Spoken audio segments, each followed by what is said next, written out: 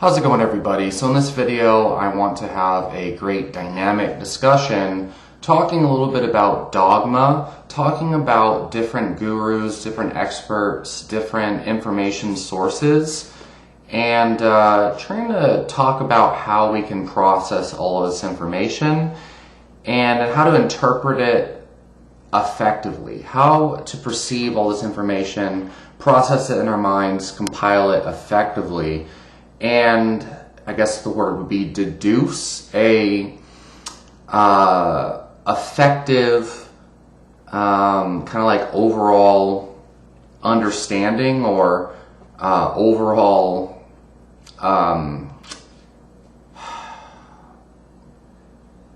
perception on what might most likely be the truth. So let me kind of get in the weeds of all this so you understand what I'm talking about here. So first of all, I believe that this would be considered a matter of epistemology. Go ahead and look up the definition for epistemology on Google if you don't already know what epistemology is. All of this stuff I'm about to talk about is something that I've been thinking about too much, too often. I almost want to cry because of how much time, energy, and just overall life I've spent thinking about all this. And it's like nobody has an answer. It's really strange, and it seems like a lot of experts and just people in general don't even think about this.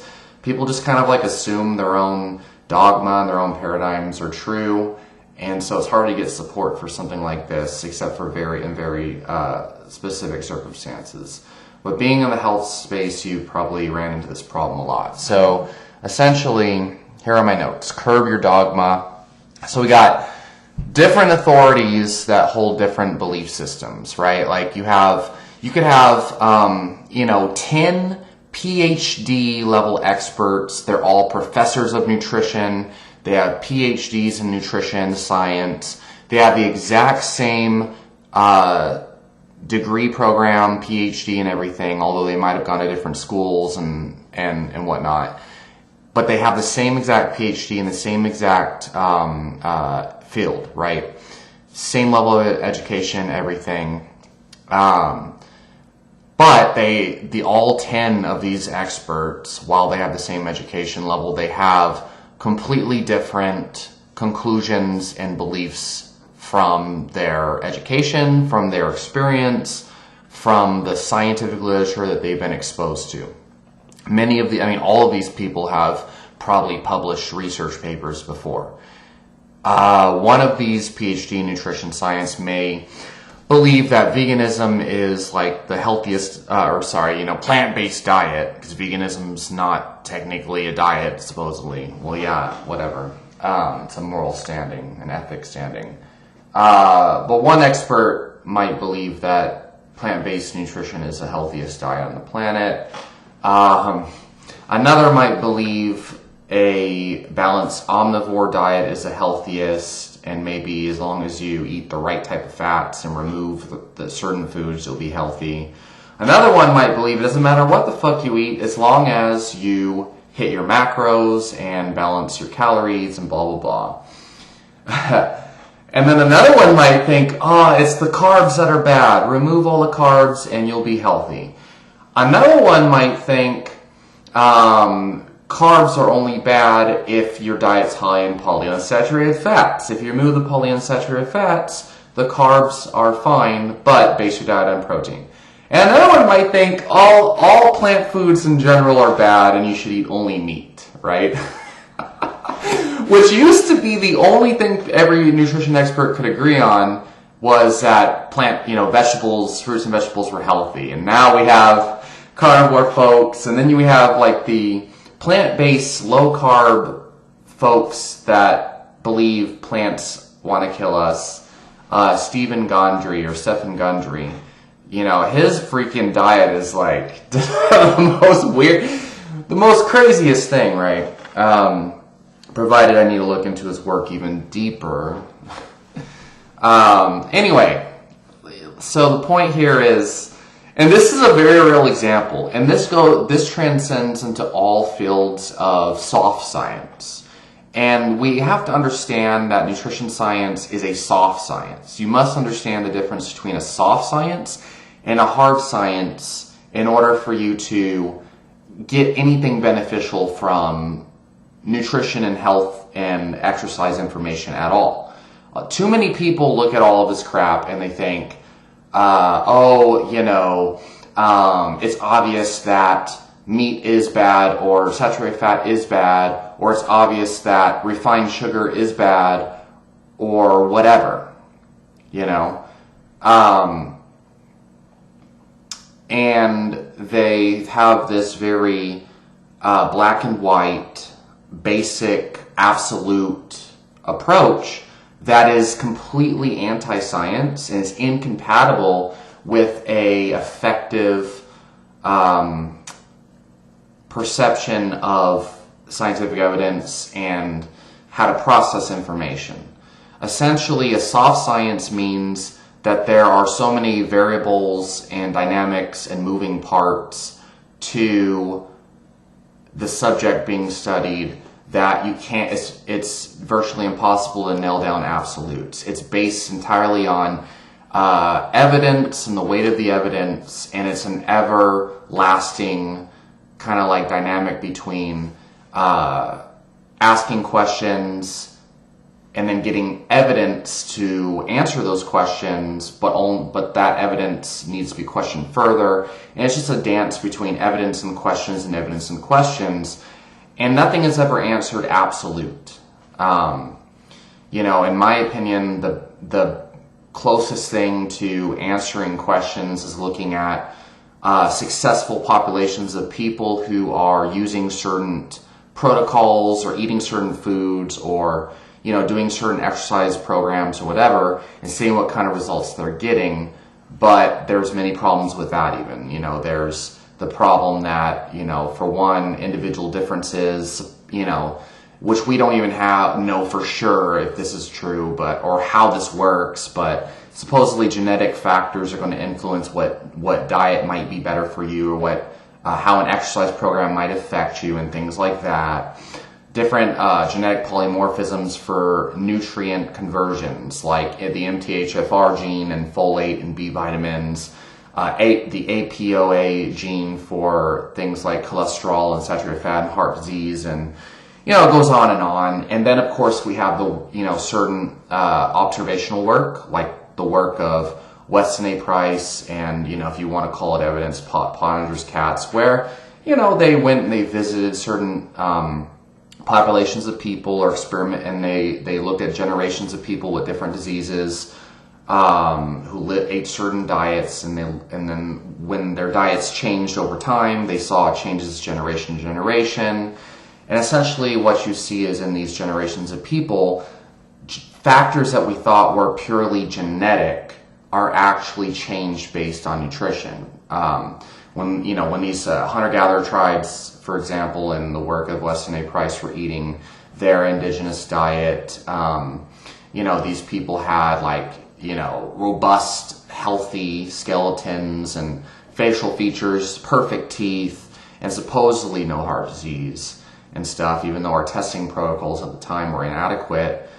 And then as they introduced more refined sugar and fats and things over time, these people found, it was observed that generations that were created, when parents who were eating junk food, who were eating the refined food diet, had offspring, children that were born with teeth problems, behavior issues, and their skulls changed. So from that, we can see things that we think are purely genetic are actually just poor nutrition, the side effects of poor nutrition passed down from generation to generation. Anyway, the point of that is not to say that is good evidence for anything or whatever. But what I'm trying to get at is, look, even our idea of genetics, first of all, it's hotly debated. How much is it nature versus nurture? How much do genetics versus environmental factors play a role? That is heavily debated as it is. Some people believe, genetics determine everything, and they're into determinism and this and that. Other people believe, well, genetics may be quite a bit for certain things and not so much for other things. But environment also plays a pretty significant role. You know, it's a spectrum of genetics versus environmental factors, and percentages of how much does one play a role versus another. And also it depends on, well, what are we even talking about here? You know, in regards to, let's say, personality versus, you know, my beard and my skin color, right? I mean, there are nutritional factors that can change the pigmentation of the skin. We have drugs that do that. I mean, let's look at Michael Jackson, for example. And, you know, the cause of his skin pigmentation change is hotly debated. Some people claim he had a disease, vitiligo or whatever, and then some people claim he used a drug that's used to treat that disease that actually caused that. And then, so anyway, everything is highly nuanced, and it's just questions and questions. And look, I have been studying this stuff since 2012 when I first had some very severe health problems, which I eventually solved. And I didn't solve it by going down this rabbit hole of complicated information. Actually, quite the contrary. I solved it from vigorous trial and error, finding what foods and different circumstances made my health condition worse, keeping a food diary and trying to remove different aspects of my diet and my life to see if it would have an impact on my symptoms. That's what I had to do. It took me years, but I finally figured it out. But the more health experts that I ran to, even though I've been addicted to health information for so long, the more complicated my problems became, the more money I waste on supplements, and the less progress I made towards resolving my symptoms. Anyway, and most people just kind of like, they go down this rabbit hole of, well, so-and-so said this, and so-and-so said that, you know, Stephen Gondry said this, but Dean Ornish said that, and it's like, go down this rabbit hole constantly back and forth, never get anywhere. It's a bunch of mental masturbation, mental vomit, it really, splattering all over the walls everywhere, and you're literally just sitting in a room full of informational vomit. That's what I kind of feel like the mind is. Jesus Christ, what a quote. So, anyway, and you know, I've been wanting to make videos about this for a long time.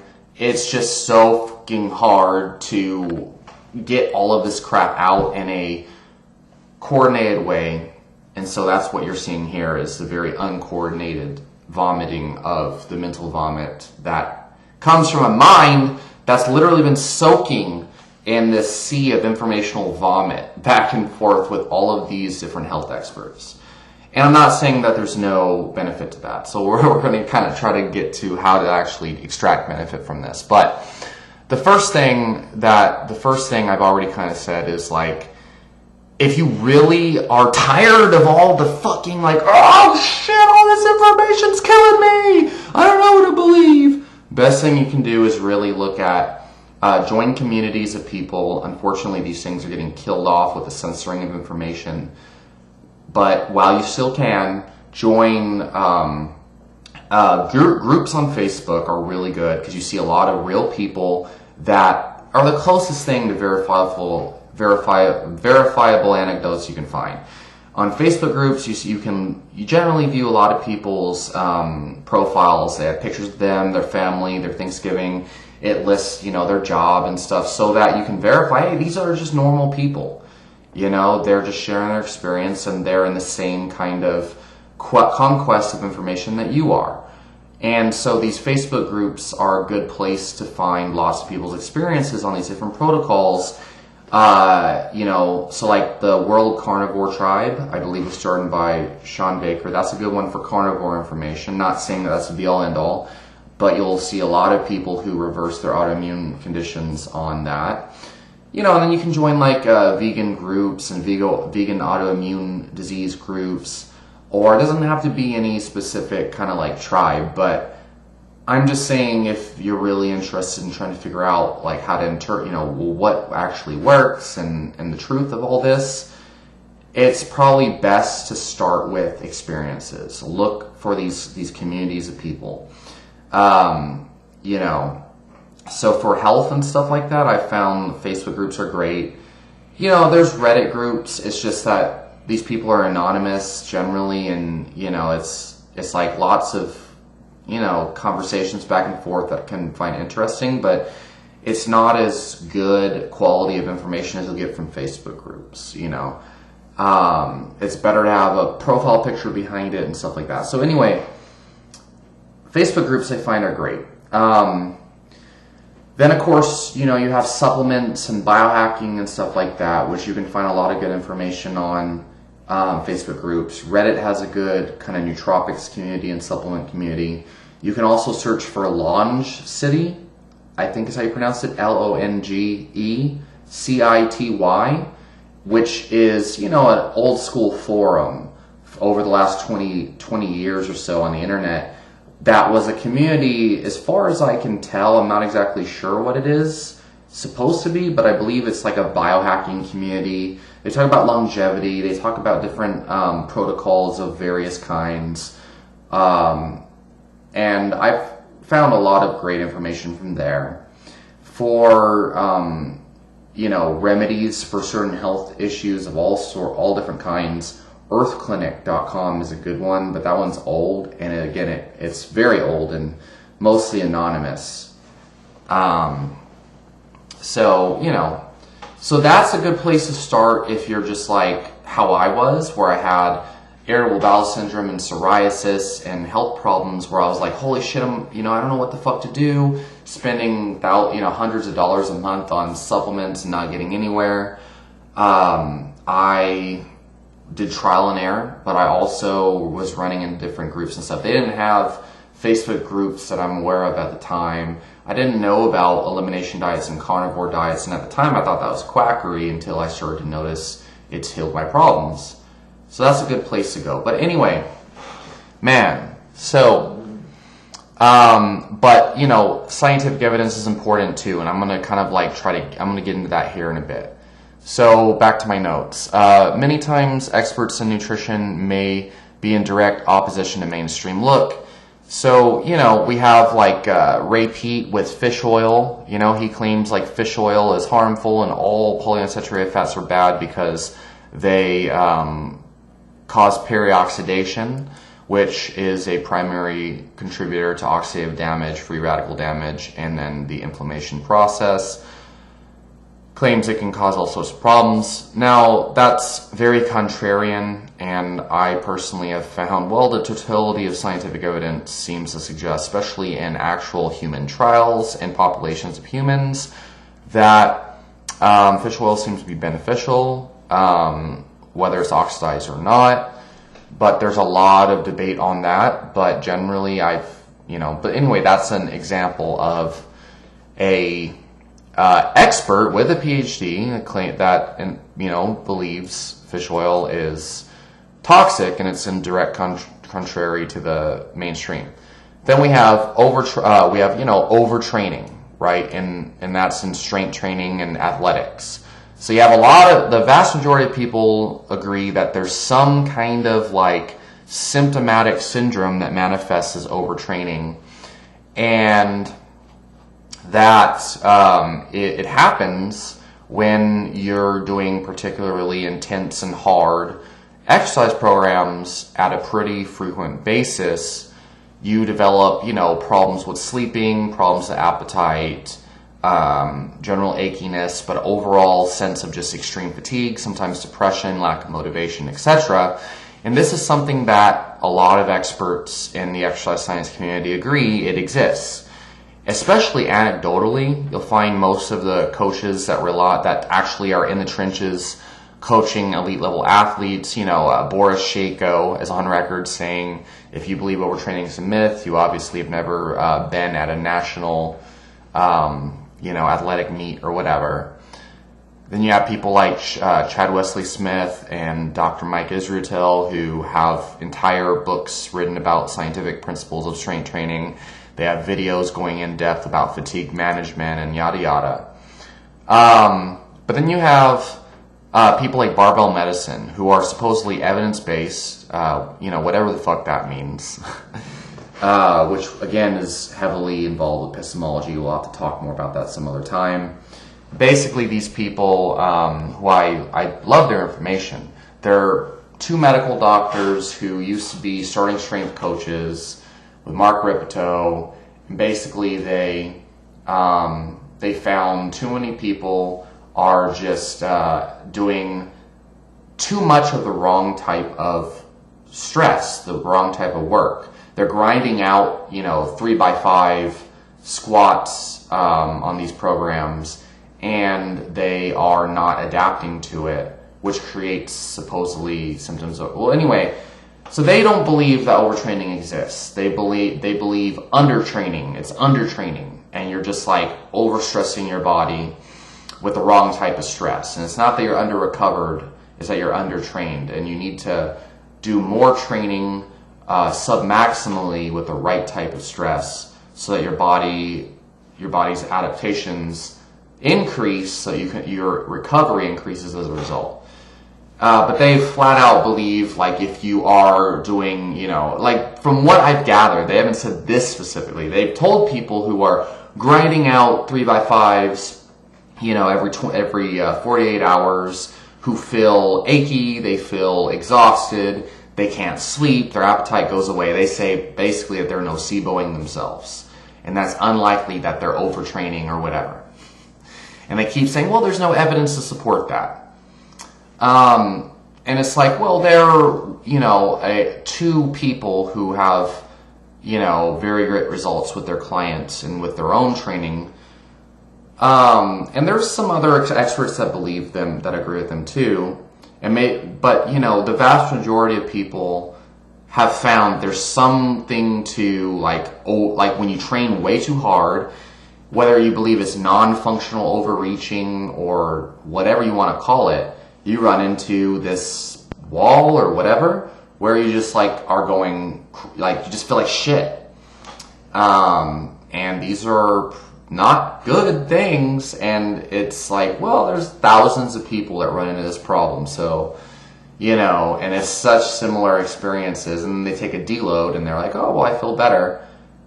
It's kind of hard to say, well, it's hard to be like, oh, no, that's not the training that's causing the problems. It's placebo or something. There's probably some mechanistic actions that are going on from the hard training that are causing the lack of sleep and the appetite suppression and these effects that people call overtraining, and maybe we're just not sure.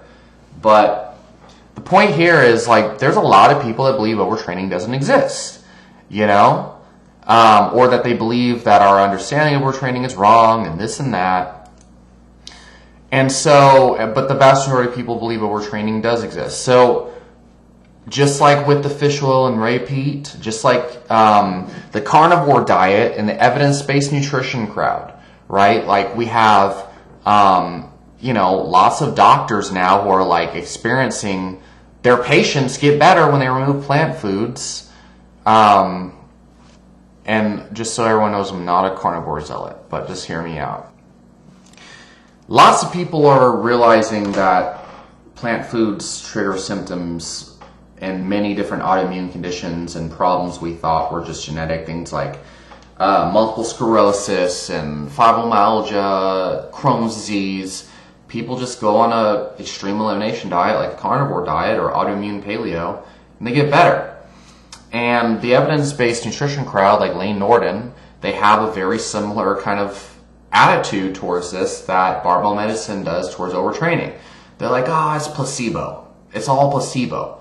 Or they're like, oh, you're restricting calories. So, of course, you're going to feel better because you're not eating all the carbs, all the calories from the other foods. And you're just eating meat, which is highly satiating. So, of course, you're going to get better. It's like, well, bro, there's not really a whole lot of evidence whatsoever that caloric restriction will heal multiple sclerosis. So, well, it's placebo. So you really think that someone can just use the power of their mind to heal multiple sclerosis or Crohn's disease? They're like, oh, placebo is very powerful. And it's like, okay, well, so you believe in mental energy that much. Do you believe in the law of attraction? Like, oh, no, there's probably some objective truth. You don't create your reality, blah, blah, blah. Law of attraction is horseshit. It's like, okay, so carnivore diet's placebo, and it's healing multiple sclerosis, which is physical lesions in the brain, but the law of attraction doesn't exist, and power of the placebo is not magical. It's like, okay, so point here is, there's a lot of really educated people that can have a lot of very good information about different subjects, but they can be very wrong about certain things. They can be very biased about certain things. They can hold beliefs that are in direct contradiction to their other beliefs. It's important to know that just because the mainstream consensus is the mainstream consensus and it's a very popular opinion, it doesn't mean that it's correct. But just because someone else has a very compelling argument with a lot of evidence behind it and it seems to be true, might also not be true. It's very hard to know what's true or what's not. Another example is foam rolling and massage. There's a lot of people who claim, oh, stretching does not relieve soreness. Stretching doesn't even improve flexibility. Foam rolling and massage, they may help you feel better because it's placebo. They don't actually help pain. It's just a placebo effect. And, what is the actual objective truth behind any of this? Well, that's for you to kind of determine on your own.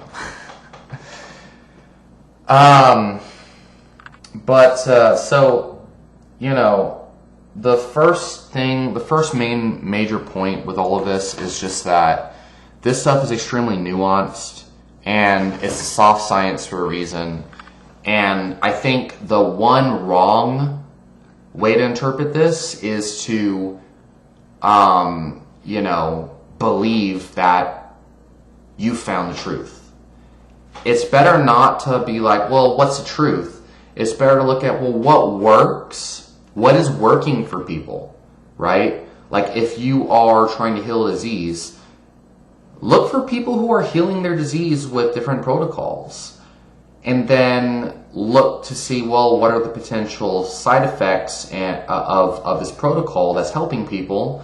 And then look at the people who are doing it and ask yourself, well, are these side effects actually manifesting in these people?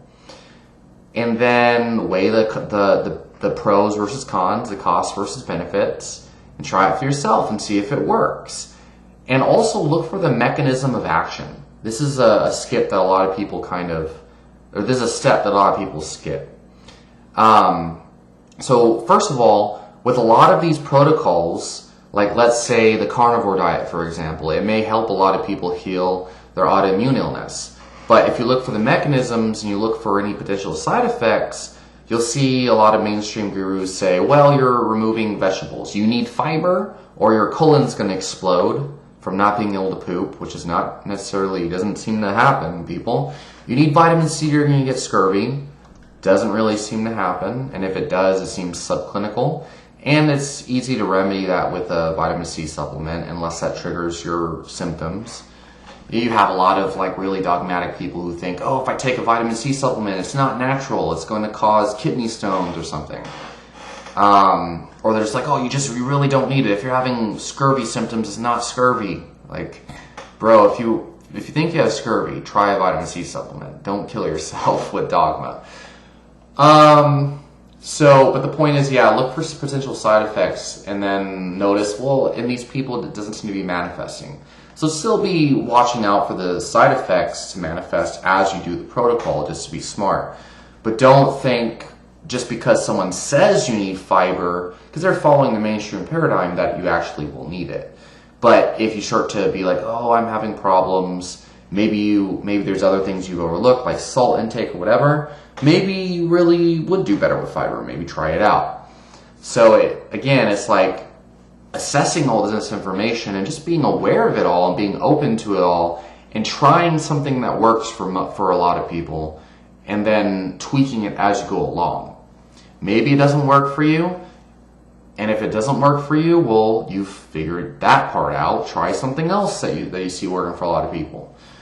And understand also, just because you tried something and it doesn't work doesn't always mean that the protocol itself doesn't work. Sometimes there are certain things you miss. Like, for example, ketogenic diets, people try it for 2 weeks and they realize that they feel like shit. Well, but that's usually because it takes about 4 weeks for your body to start to adapt and make all of the different mechanistic changes, just like anything, like any kind of exercise program or anything like that. Your body has to change the enzymes, and on a metabolic level, makes, physical adaptations that manifest after about 4 weeks, in which case you're going to feel a lot better once you've adapted to the program. And other things like, well, are you, getting enough salt? Most people don't, and they wonder why they feel like shit. Sometimes it just doesn't work, though. But no matter what protocol, what diet, what health problem we're trying to solve, the same principles apply, Longevity is kind of like one that's hard to pin down because you can't really do a trial and error type of thing. Longevity is like, well, what diet's going to extend my lifespan the most? You only get one chance. So if you try a Mediterranean diet to see if it's going to heal yourself and make you live to 200 years old, because you've seen all these books about it and these populations of people who seem to be doing it, and you try it and you die at 50 years old, well, too late. You trial and error experiment. Clearly the Mediterranean diet didn't work for you, but you're dead, so you can't really try it again. So longevity is one of those things that doesn't really work so well, but at the same time you got to ask yourself, is it quality of life or quantity of life that matters the most?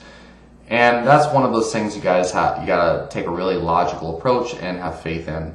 And I will say that the actual people who have done low-carb diets, a lot of them die either at the normal lifespan, sometimes younger, sometimes around 60, 70, 80. But there are a lot of low-carb gurus who are actually professors in science on the subject, and they're living pretty well. Dr. Jeff Volek, or not Jeff Volek, what's his colleague? Stephen Finney, even Gary Taubes, and them, they're living pretty well. But a lot of the vegetarian and plant-based people seem to live a very long time. Does that mean that the veganism's causing it? We don't really know. So anyway, that's probably the best thing to do, though. A combination of, well, what's working for most people, and then trial and error. But another thing is, and then, understanding that, like, shit, we don't really know what's true or what's not. So you can't really attach your belief system to one guru. You don't want to be like, low carb is the best, low carb is the way, carbs kill people. Like, it's just, dude, have you seen, like, most of the blue zones eat a relatively high carb plant-based diet, but not plant-based, but they eat the majority, like 60% of by volume is plants. But they also eat a lot more animal foods than, most people give them credit for. But the point is, if plant foods and carbs were like killing people and shit, then all the low carb gurus would have way better health outcomes than the plant-based gurus, and that's just not the case. And these plant-based, these blue zones would be dying early. They wouldn't be blue zones, right? But yeah, these low-carb people, which I am a low-carb person, I've been on a carnivore diet forever, or for like years, and, but the low-carb people will come up with all sorts of weird shit. Like, oh no, carbs are bad, and, it's the Illuminati, or, they'll come up with weird justifications for why these people live as long as they do. And they'll be like, oh no, if they cut out the carbs, they live even longer. It's all genetic or whatever. Or they eat all organic food. That's why. So anyway, and to me, these people are the ones that need this advice the most, but they're also the ones who are not going to listen to it because their dogma's like, no, I know the truth. It's not complicated. It's not a matter of questions and questions. Everybody wants to believe that they can just believe in something. And then that's that. And then tell everyone else they're doing it wrong. Like, no, actually, we don't really fucking know. Sorry. I know that your ego relies on knowing the truth exists, but it's so fucking complicated that And there's so many different people getting results and benefits from so many different protocols, it's probably not a good idea to be dogmatic. So, let's see. Man, I forgot where I was going with all of this, but yeah, but the main point I want to drive with all of this is, so if you're going to listen to health information, you gotta understand, like, these articles, the top 10 healthiest meats, don't mean jack fucking shit, okay? There's no, like, the healthiest meat, the healthiest vegetable, you know, it's not really a matter of what's the healthiest. It's a matter of, first of all, what is the most detrimental, okay?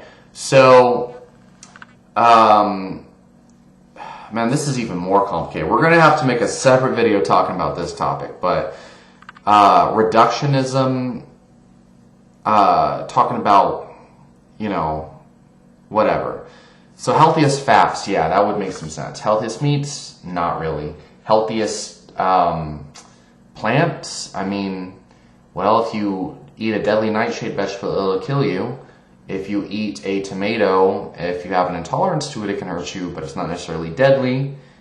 If you eat some broccoli, it might make you fart a little bit. If you have Crohn's, it might aggravate it, but most people can tolerate it. There's no magical properties to any of these foods.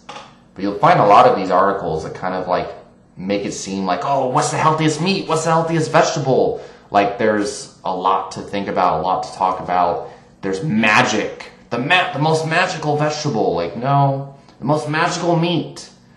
It's like, what nutrients does your body need? What foods trigger symptoms? You know, and then make your diet from there. Anyway, this is a very lots and lots of talking, but I don't know if I've made the point. But yeah, I mean, there's just a lot of information out there, and you're going to have to keep an open mind. Talking in absolutes is ineffective. It doesn't do jack shit. And, you know, the one more thing that I should have gotten a long time ago is basically that anecdotes.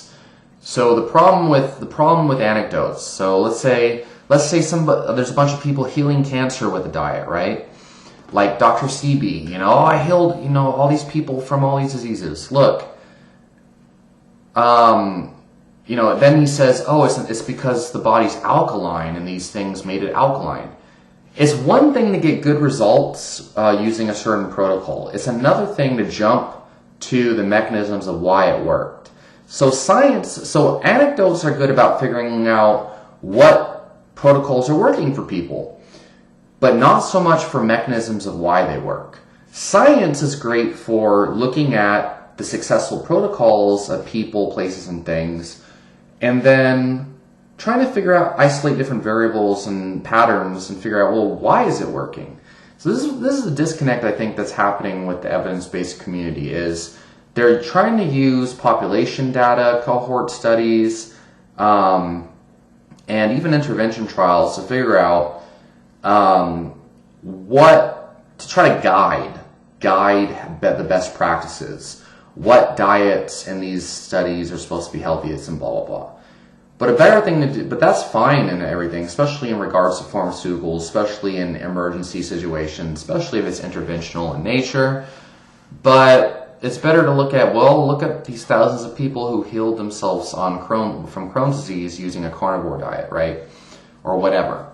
But then you got to look at, well, they did that. So you have all these carnivore people who say, oh, it's because freaking vegetables are poisonous. Oxalate toxicity, or detoxing from oxalates.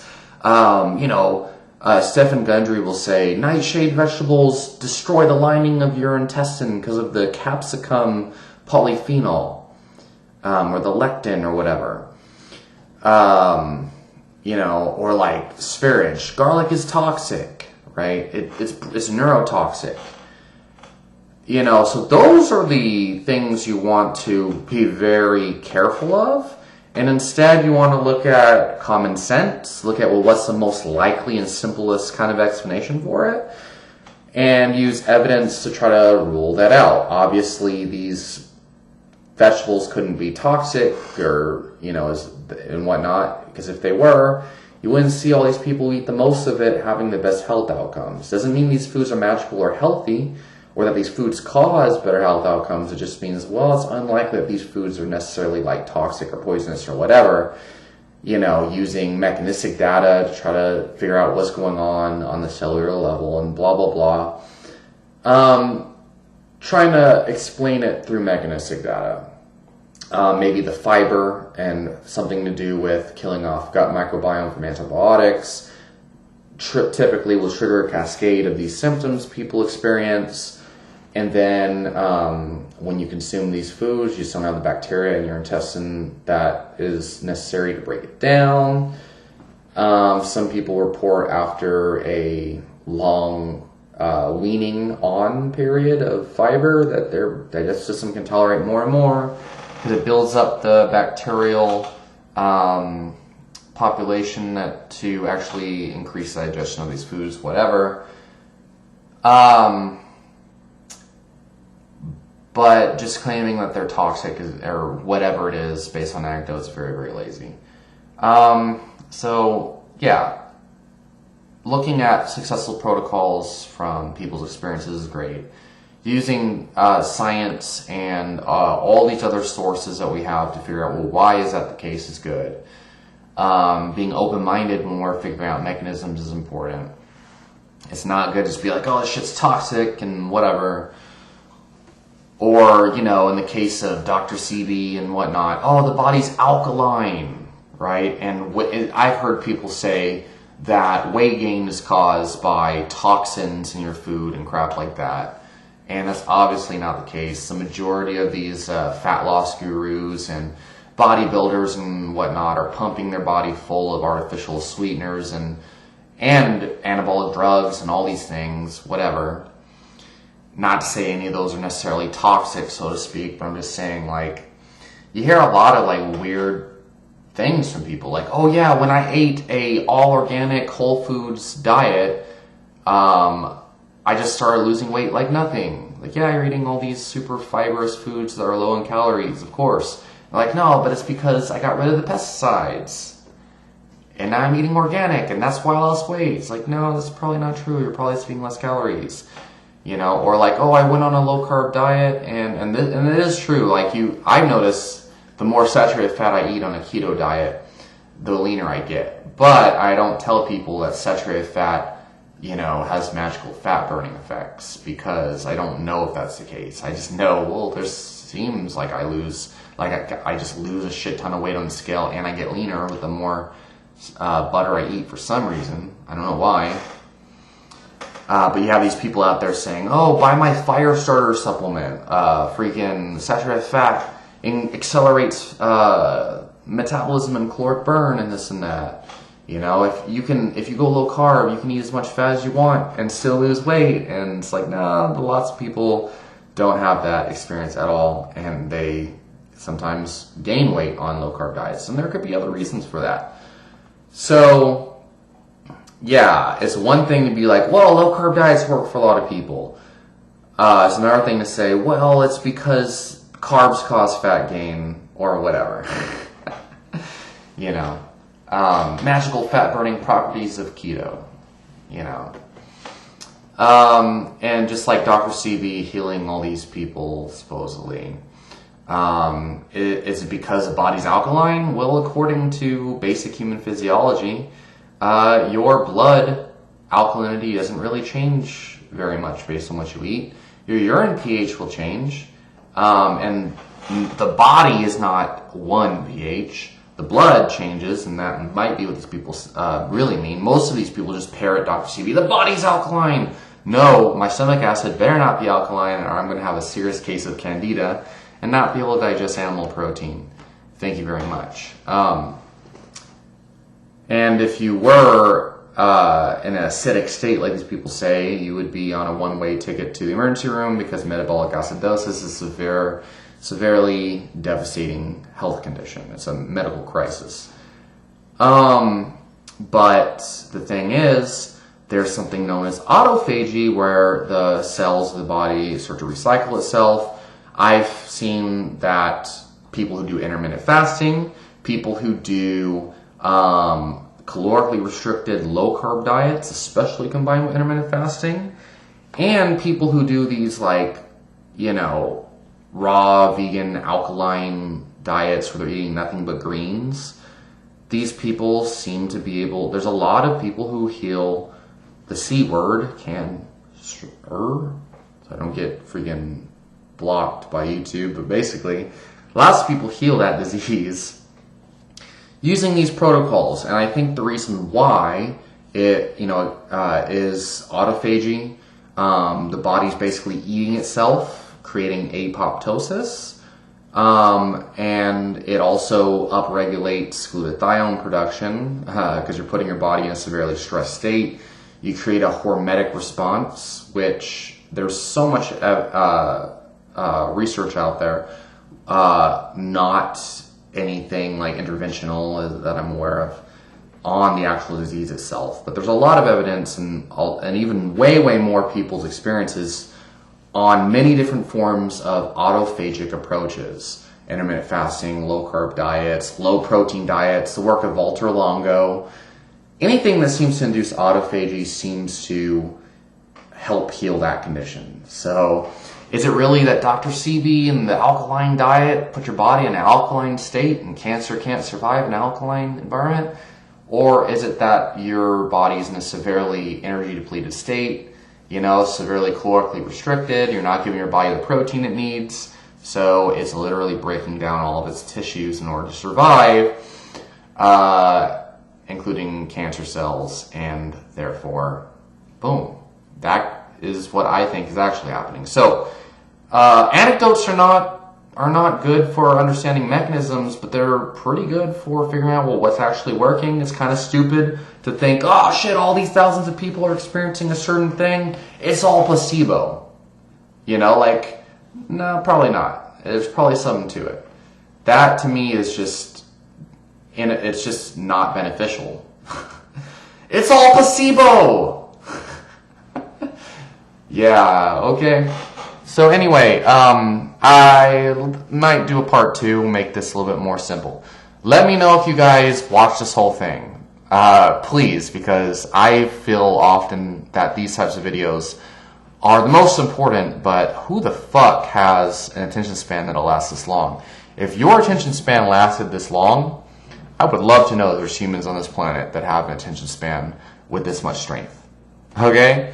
So anyway, leave your questions and comments down below, and I'll talk to y'all next time. Thank you very much. Please let me know down in the comments if you watched this whole thing. Let me know what you got from this. Did I make any sense at all? Thank you guys.